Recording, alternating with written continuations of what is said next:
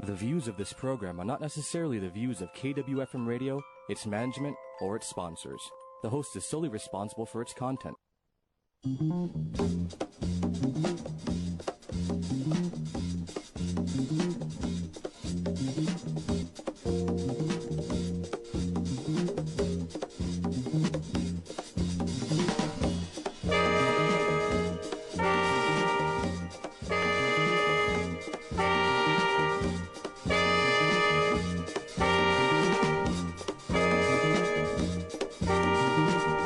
On a mission given to me by Woody Shaw, Sunship, Dizzy, and Billy Higgins, dedicated to pursuing a piece of our cultural heritage through interviews with my jazz heroes, this is the Jake Feinberg Show. Welcome, everybody, inside the studios of KWFM 1330 The Star. Dan, the man, the engineer across the way, doing all the hooking it up. Thank you, sir. And it's great to have you part of the program.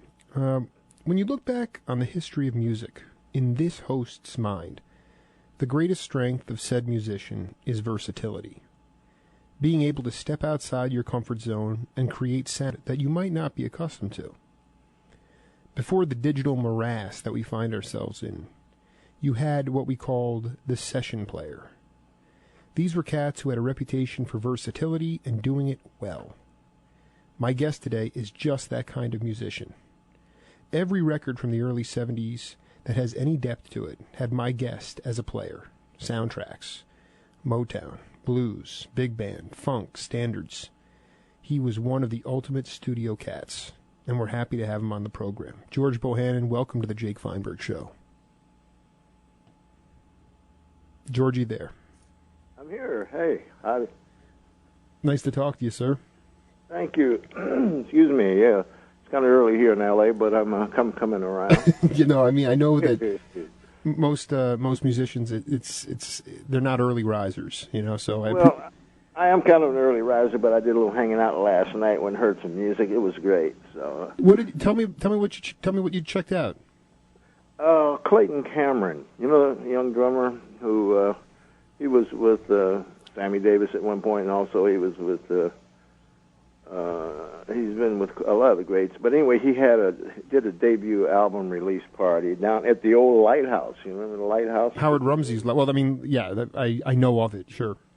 Yeah, well, he had a album release party there last night, which is really nice. He's done a tribute to Art Blakey, which is really good. So it's like stepping back and checking the old jazz messengers out. It was really great. So I hung out there and we had a great time.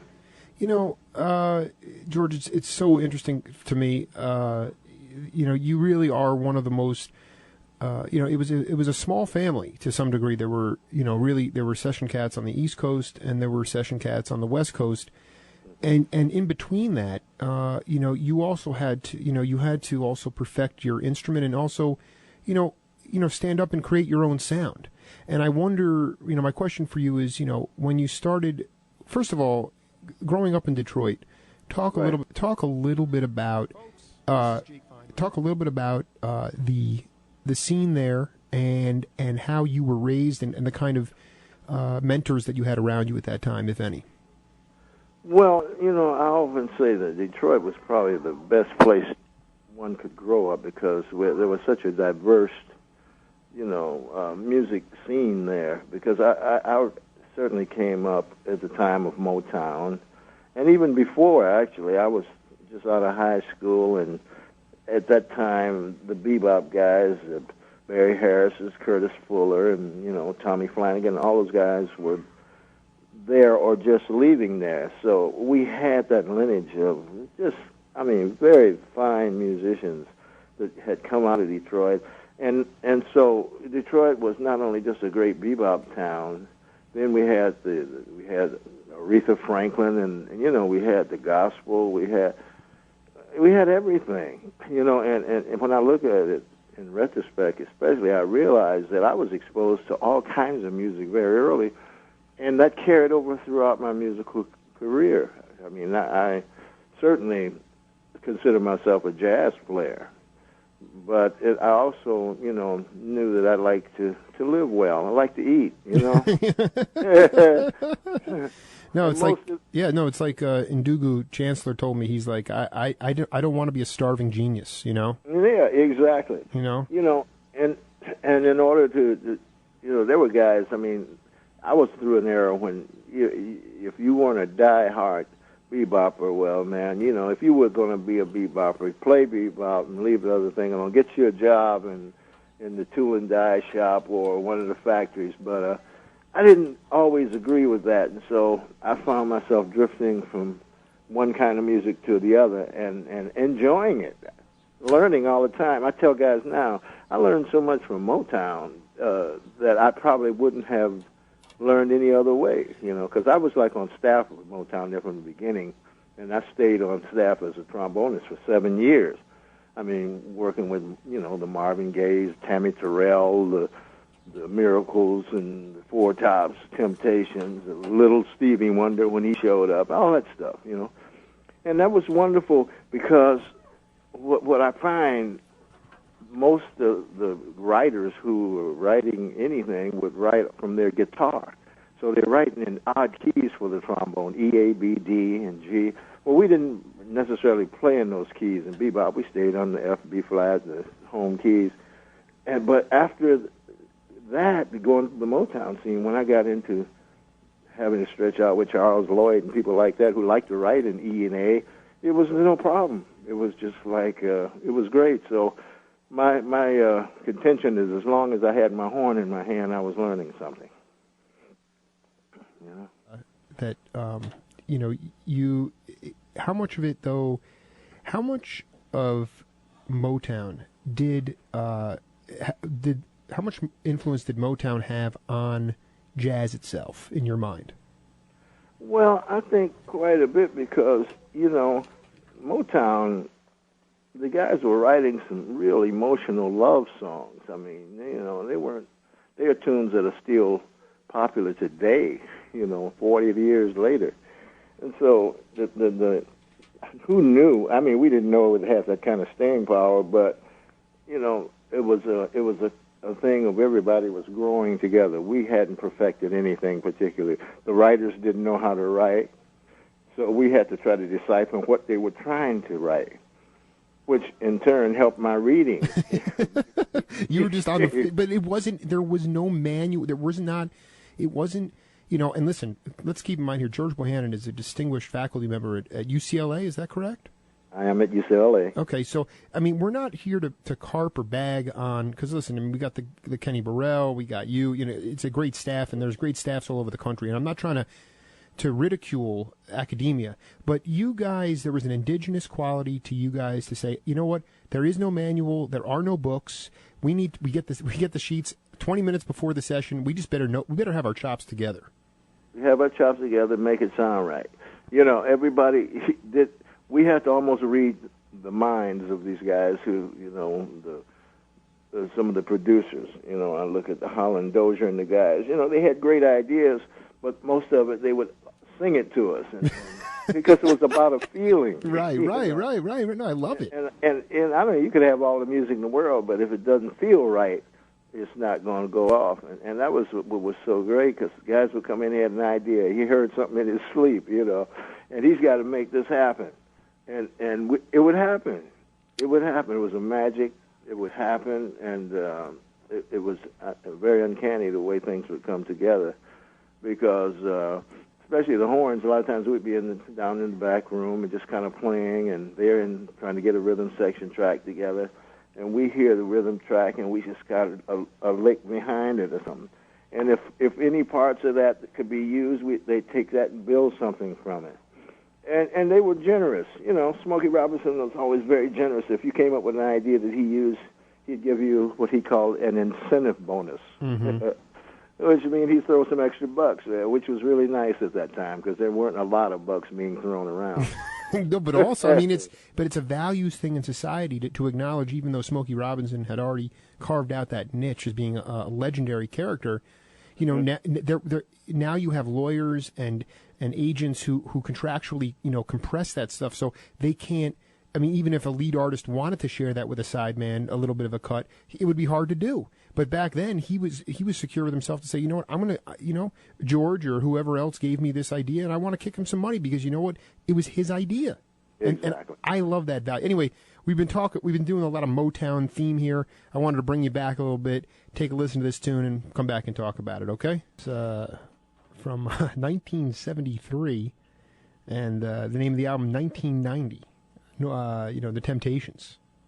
Right. And I'll tell you, it's Norman Whitfield. He wrote most of the songs. Was he one of those cats like you talked about who was basically singing, and then you guys had to go in and sort of, when you had that brass section there, that's why I like playing that brass. Did you kind of just make that up on the fly? Yeah, well, by 73, see, I had moved to from Detroit to Los Angeles, and so that was done in the Los Angeles period. Mm-hmm. And, things had gotten a little more settled by then because, Norman was using, Paul Reiser, another fine young arranger from Detroit, was doing charts, and there were several guys that they had picked up who now could really arrange. So, but the line, the interesting thing of those lines are just like jazz phrases, right? Right, exactly. And that's what used to happen. We used to merge some real hip jazz lines behind these things, and I don't know, it was almost like kind of easing them into the R&B thing, but it worked. It was a great combination, which means good music is good music. It was funky, it was good, and the jazz guys can pat their feet to it, But Norman was really talented, he mm-hmm. really was. He had some great ideas, wrote some nice things. But now, initially when I go back to the early 60s, sure. which I do in Detroit, where we had, the rhythm sections of Benny Benjamin, James Jamerson, and Robert White on guitar, and Earl Van Dyke on organ, and, the Funk Brothers, the original Funk Brothers. Well, now that was a real trial and error period where we just really sat down and collaborated and made it happen. But by the mid-'70s, because the Motown, the majority of that production came west around 69, and I came out here in 68, and they were about a year after that. And then that's when I noticed that, we had pretty good arrangers who knew what they wanted. And so now it's just up to us to play the lines and play it with the right feeling and emphasis and make it happen. Can you? This is so interesting. The original Funk Brothers, like with mm-hmm. And the only one that James Jamerson's name stands out to me, but the other guys were from clearly a different from your generation, even an earlier time. And mm-hmm. If you could talk about what. When you guys sat down at first and were trying to collaborate, you were trying to come up with a different kind of sound. Could you talk a little bit about? You weren't using words like funk, but maybe you were. I don't know. This is very important for history. Yeah. Well, maybe not as much funk, but we were saying it had to be soulful. That was basically where it was, because it was soul music. That's what we call it, man. This thing got to be soulful. It's got to have a groove, things like that. But Benny Benjamin was the motor behind that. This guy. And he was just. He's a guy who could come in after hanging out all night, and you'd think he was half asleep, but you counted off 1, 2, and he'd say, boom. He would lock it in, and it is locked. Oh. When I say locked, it didn't go slower, it didn't go faster. He was like a metronome, but oh man. So these are the guys that really started the Motown sound. Benny Benjamin on drums. And as I said, I mentioned Earl Van Dyke, who played the organ. Right. And so when you go way back and check the early Motowns, these are the guys. Now, and unfortunately, now that's another thing, most of these guys didn't get any recognition on albums. Exactly. That's why I'm not familiar with the names. Yeah, and right. that's the real tragedy of the whole thing, because for many years we did a lot of music, and the only person you knew was whoever the leader was or the headliner was, and that was unfortunate, but through research, a lot of people have found out who they were, and now I guess it's probably more readily available online than ever. Well, George, there's two things I wanted to make clear to you. If number one, all the music that I love was made prior to my conception. I was born in the late 70s, and at that point, jazz had taken an extremely different turn, and so and I only collect vinyl. So I have pictures of you from the early 70s. There are credits galore, whether it's Bonnie Raitt or the Blackbirds. So, I mean, there was the early 60s was a very primitive time, but it was a special time. The other thing I wanted to talk to you about, I had opportunities to interview Phil Upchurch and Cash McCall, some of those guys from the Chicago soul blues scene. And, we talk about soul. It had to be soulful. You say that a lot. And how much was gospel music responsible for sort of the feeling? You had to have a feeling, but that feeling developed in a communal setting. And it seems to me like the churches and just the gospel music at that time really drove what eventually became soul music. Mm-hmm. Absolutely, because that was where our roots were. All of us, even as young people, we probably spent more time in church than any other place. Mm-hmm. And that was what the music that influenced us, because we heard it in our homes, we heard it. It was a part of our culture, and so that certainly is the basis of the what we call now rhythm and blues, or even jazz. The soulful, the blues is the underlying part of all of it. Of course. And that's right. So when you listen to these things and you hear these lines, just like what you were just playing, it's really it's a jazzy, bluesy. It's nothing intricate and complicated. Just boo ba doo boo, boo doo doo doo. Yeah, that's just like almost a chant, or well, but it's like for lack of a better term, it's booty shaking music. I mean, you get down to it. You want to, and the thing is, it's not automated stuff. It's real people playing it, and that is what it mean. I'm not trying to roll the clock back, but I do say that there's a sterility to modern music, especially in the studio, because it's just a cost cutting expedition where you can create all this stuff, and as opposed to the titans. And to me, George Bohanon, Oscar Brashear, Dean Parks, David T., Joe Sample, list goes on and on and on. You guys grew as people because of the fact that you had this opportunity, and now there's musicians today that don't have that opportunity. They really don't. And what I say is that the thing that I notice most. When we played music, we would breathe. We would breathe. Right. When you breathe, right. It's alive. Right. But the music now is so contrived; it doesn't breathe. It's just consistent, and that's not normal. You have to breathe. And when you hear a line, and then you hear where the breath is, I mean, it's like Miles Davis used to say in some instances. The rest is as important as the note, and it is. Well, that's what they used to say. The since past Cal Jader playing the vibraphone, people said that there was music within the space, within the silence. There you go. That was That's part of the music. That's an integral part of the music. Well, we're talking to an extremely humble, modest legend in George Bohanon, and we got a lot more to do. George, just for the record. We'll get into this later, but he came out to the Southern California area and pretty soon got into playing odd time signatures with Don Ellis. Before that, he was playing with Chico Hamilton in just a wildly transformative band with Charles Lloyd and Gabor Szabo, and just incredible stuff. The Blackbirds, and then a couple of treats that I'm going to save for him to play for him later, but. George, we're going to take a short break. Go to the bottom of the hour. Do the commercial break. Come back and do a whole lot more. Okay. Okay, great. All right, we'll be right back. All right. This is the Jake Feinberg Show. We'll be right back.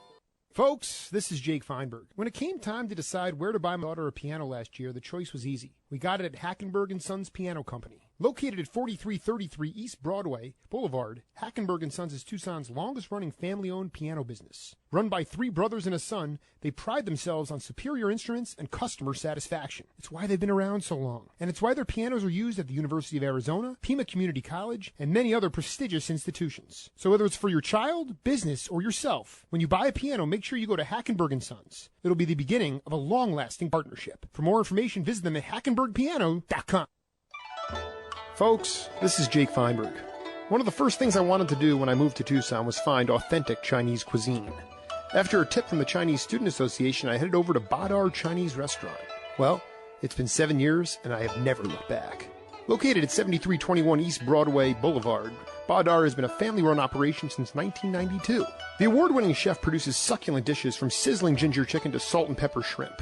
The thing that separates Badar from the rest is that the chef procures ancient oriental dishes with the exotic island flair of Taiwan. Most importantly, there are no gimmicks or razzle-dazzle at Badar. You won't find any flat-screen TVs or karaoke machines. Badar is a place to go enjoy good food and spend time with your family. It exudes peace and tranquility after a long week of work.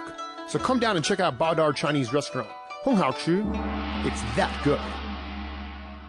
In this day and age, people have a lot to protect. You want to know that when you're insuring valuable goods, you have an agent you can trust. Craig Pretzinger is that agent. For auto, home, and life insurance, the Pretzinger Agency is Tucson's most honest and flexible insurance company. Have off-road vehicles or motorhomes? Pretzinger can cover that as well. Pretzinger Agency at 299-5810, located across the street from Sullivan Steakhouse on the southwest corner of River and Campbell. Trust, compassion, and service. The whole package at Pretzinger Agency. Call 299-5810 or text QUOTE to 602-459-5533 to receive a no-obligation quote. Even the ancient Romans knew that music can soothe the savage beast. But what if there's a beast lurking in your old stereo? Maybe it's popping static, garbled distortion, a skip in the record, or worse, dead silence. Stereo Hospital can restore smooth sound to your receiver, amp, turntable, CD player, or speakers. At the same Midtown location, 4044 East Speedway, for 10 years, Stereo Hospital might be the last shop in town doing quick, guaranteed repairs on vintage and modern stereos. Owner Jeff Brucker has over 40 years' experience as an electronic technician, and he is happy to bring back the joy and memories only your music collection provides. Log on to stereohospital.com or call 722-4610, or just bring that mean old stereo in today. Stereo Hospital at 4044 East Speedway, inside Metronome Music near Alvernon, to calm the beast.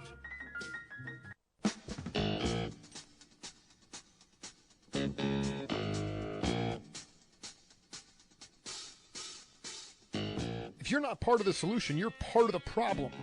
Be a part of a new coalition with Jake Feinberg. The second half of my show starts right now. Welcome back, everybody, to the Jake Feinberg Show. And we're joined today by one of the legendary studio cats, George Bohanon. George, welcome back to the show. Thank you, Jake. I just wanted to, we're going to go back in time. We're doing a little bit out of chronological order here. We listened to The Temptations from 1973. I want to go back and do a little bit of Bohanon in a really dynamic jazz group. Let's take a listen to this, and we'll come back and talk about it, okay? Okay. So that was the title track off the album Transfusion, Chico Hamilton album, and what a lineup it was in 1962. Who would have known? Charles Lloyd, tenor, flute, and alto sax, guitarist Gabor Szabo, trombonist George Bohanon, bassist Albert Stinson, and of course the leader Chico Hamilton. I mean, that's a cadre right there, George. Wow, you haven't heard that in a long time. It was really great because that really kind of gave me a little bit of exposure as a jazz player nationwide. Mm-hmm. Because I was in Detroit.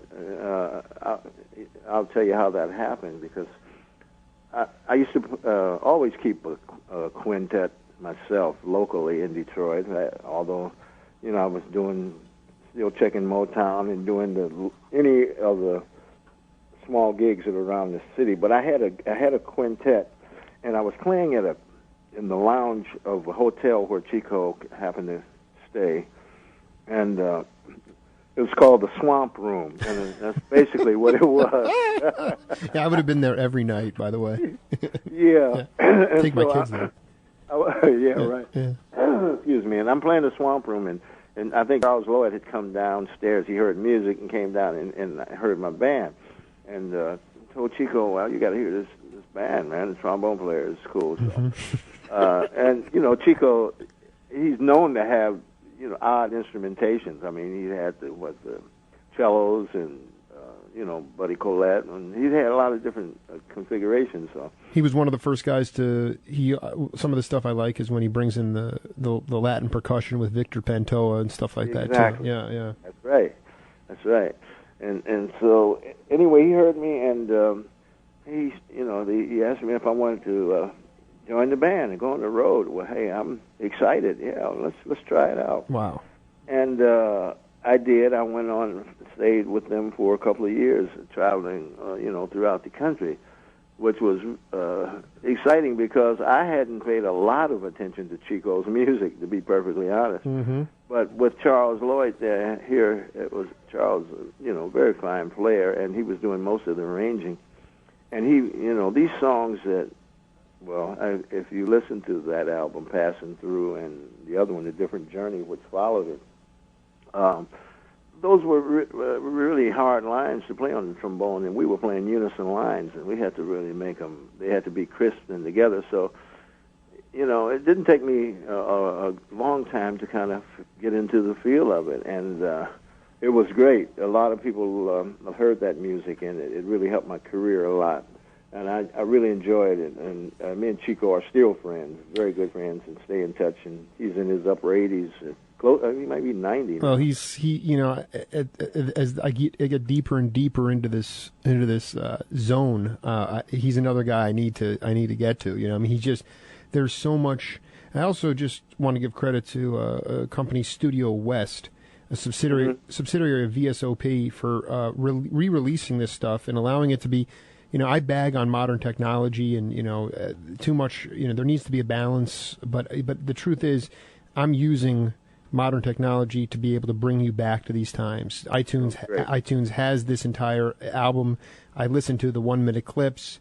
Not every song has you as a soloist, but I was able to find the title track. I heard the trombone. I said, okay, let's do it. And that makes sense. The other thing is I think Chico would have, at the time, it wasn't so stratified. The idea that, okay, you were playing at the Swamp Room. He was probably, the hotel was probably, it was a mid-grade hotel, even though Chico. At most. Yeah, at most. And, it was like the idea that there was accessibility. Lloyd heard music, came downstairs, saw you, boom, connection done. Now, you have the sort of the titular head of the thing. They're put up in these 5-star hotels. They're sort of cut off. We have all this sort of, Ron Carter said it. People are much more comfortable staying in their houses. They have the technology. They have the sound. Exactly. And people don't go out as much. Well, I don't think that's very healthy. That's just not a healthy thing for. Well, it's not good for the music. That's amen to that. George, my wife is from Taiwan. I make we make several trips there since we've been married 7 years, and we take our kids back, and she lives in a small fishing town in Donggang, in southern part of Taiwan, and many of the people look at me as an American, and they look at me as if I have 3 heads. They say, "What kind of freak are you?" So the only and I don't speak very good Chinese, so I put on my headphones, and I swear this song got me through my 3 weeks last year. I can normally, so I didn't melt down into a total juvenile. And I don't know when the last time you heard this song. I just want you to sit back, listen to the power, and just know that it's carried me through a lot of difficult emotional times. Okay? Fantastic.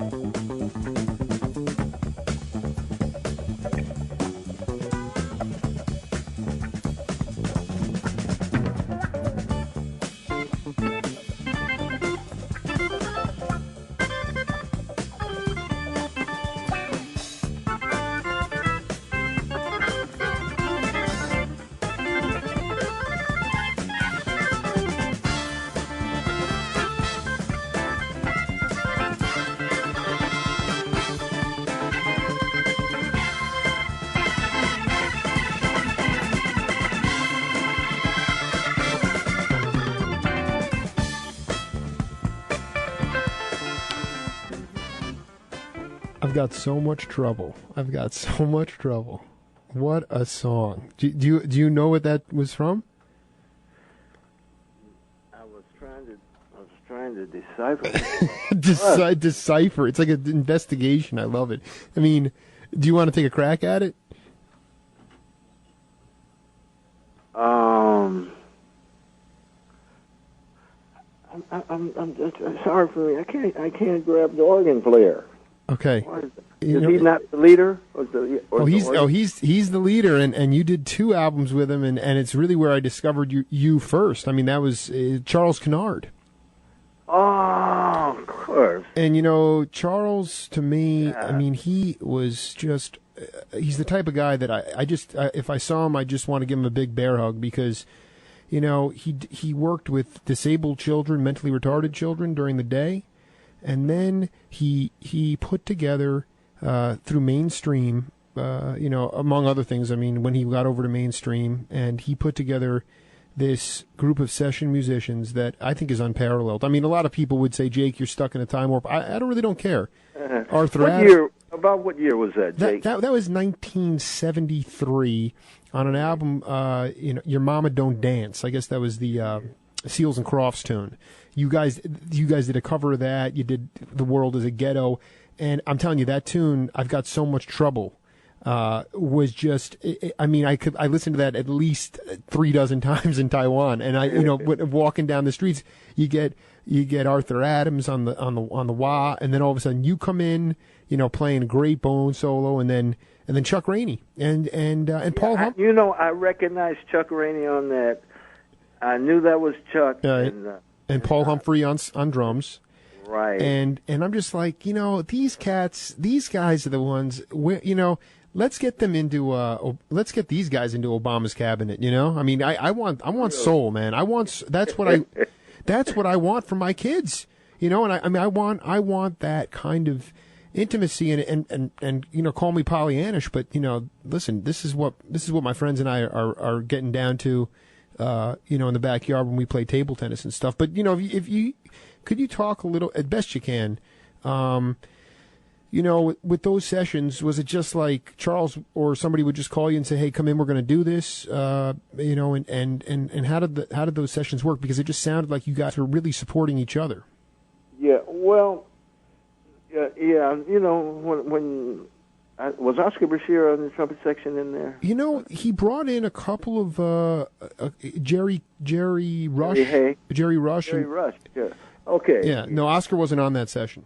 But Jerry Rush was. Mm-hmm. Yeah, another fine player. Jerry Rush. And there's a guy named Karchner too. Two trumpet players. You know, different, not guys that I would recognize, but that, yeah. But yeah, now sessions like that. You know, I'm sorry, it's been, you know. No, it's okay. You don't have to apologize. It's been a long time. It's hard to recall, you know, a lot of what happened because there's been so many wonderful things have happened to me in my career. Of course. But I remember Charles being such a warm cat, and he liked my playing just aside from there, you know, because he'd come out and hear us play if we were doing gigs through town or whatever. And Charles was always supportive. He was that kind of cat. And a lot of times, these sessions, they would call me and ask me, "Hey man, who are the guys you like to play with?" You know, that kind of. Wow, that's and that was fun because I'd always call Oscar when he's available. Because me, Oscar, and then Ernie Watts, we had a thing. I did, yeah, so we became like just the section. The brass was being Oscar, and the sax was Ernie. And then you would add whatever we had to that. But we were nucleus. And that was for a long time. I mean, fortunately, as I think about it, that it lasted for years. And Oscar's still one of my favorite guys, although he's not playing right now. And it's a shame. Well, Oscar and I have had some conversations on the phone, and you know, I think at first, you know, like most people, he probably didn't really know where I was coming from. But if I can build bridges and get people to start, you know, you have to be able to, you have to have something to say, though. You have to want to have something to say in order to start picking up that instrument again. You have to want to do it. And but with Oscar, you know, he ran into a couple of roadblocks with his mouth, you know, his embouchure. He was having some problems there, and then he had then it got, I think a lot of it is psychological, where he, you know, can't seem to find a setup that's comfortable, and then, you know, and he sounds great. You know, Oscar was. Let me just tell you a little bit of Oscar. Oscar, first of all, was my best man in my wedding 33 years ago, and Oscar is like my best friend. You know, we talk daily, but he. He is not comfortable playing right now, and it's a shame because he was such an inventive and beautiful spirit, and he is. You know, Oscar doesn't play like everybody else. You know, when he plays a solo, his whole approach to the music is almost like spiritual. He's a very, very interesting individual. Well, I look forward to having him on the program because I agree with you. He is one of the more beautiful players and really inventive. Yeah, he is. So when, like, for instance, if Kennard came to see you guys, you're talking like that was a band with you and Oscar and Ernie Watts, and what band? Well, it might not be. It might be any one of us at any given, you know, place, because we didn't play together. We played more together on sessions than we did otherwise. And of course, you know, we had the group Karma back in the 70s. I don't know if you remember. Well, Karma. I do not know that. Karma? Oh man. Oh boy, yeah, I need to hear this immediately. Yeah, Karma, which was real. It was almost like an Earth, Wind, and Fire kind of situation. But probably better. Yeah, with me, Ernie, and Dugu played in it for a while, and Reggie Andrews, who's teaching here at Locke High School for over 30 years, was really instrumental in putting that group together. And he was trying to get the idea. He sold the idea to A&M Records. I think Herb Alpert. We did one release on a subsidiary of A&M called. Actually, we did two. Yeah. Is it spelled? Is it spelled Kharma? Okay, we'll have to. In our remaining moments, George, I just wanted to tell you quickly. I was driving down the road and I saw a guy walking on the street, African American kid. He looked probably high school, maybe a little bit older. And I just pulled over. I mean, I'm on such a spiritual journey. I just pulled over and I stopped the car. I said, "Hey, man, can I talk to you for a second?" And he didn't know what I was all about at first. And I went up and talked to him. I said, "Listen, can you tell me, anywhere in town in Tucson? We don't have a huge black community here, but it's not small either." And I said, "Can you tell me anywhere where any cats that that are playing instruments? Can you tell me where that's going on?" And he thought about it, and he's like, "No, man, nobody's playing instruments." Oh, that's sad. It is, man. And I said, boom! It hit me like in the gut. And I say to myself, so George, with 2 minutes, tell me what you try to. How can we get it back into the youth, especially the youth, the minority youth, whether it's Latino, it's African American, Asian. How can we get instruments meaningful and back into the hands of the youth? Well, let me tell you quickly my thought on that. The worst thing that ever happened is as budgets began to be formed and people saying there wasn't money, they took the music out of the schools, out of the high schools and the junior high schools. They don't have jazz bands in the junior high schools like they did when I was growing up. When I was growing up, everybody had an instrument in their hand. You played something, a clarinet, a saxophone, a trumpet. Everybody coming home had something in their hands, and they had an emotional outlet. Something they could really own.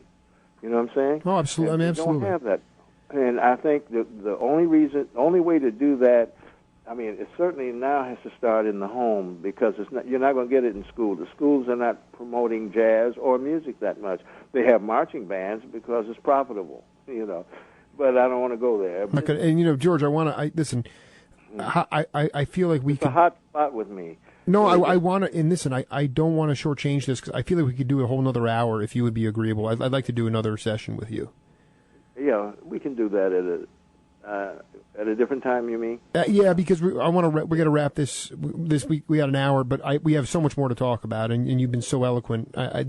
These are the things that my show hinges on, is the idea of saying, okay, we can go back to the past in order to create a bridge to the future. And you know what? Sure. If it's a hot spot to you, then let's hit it. Okay. Cool. All right, George. We'll talk real soon, and I can't thank you enough. Keep on swinging, keep on grooving, and we'll meet up. We'll meet up someday. Well, now tell me this, Jake. Is your show available online or any way that I can ever hear it? Absolutely. Listen, you stay on the line, and we'll talk after the show. I'm going to wrap up, and we'll talk. All right. This is the Jake Feinberg Show on KWFM 1330, The Star.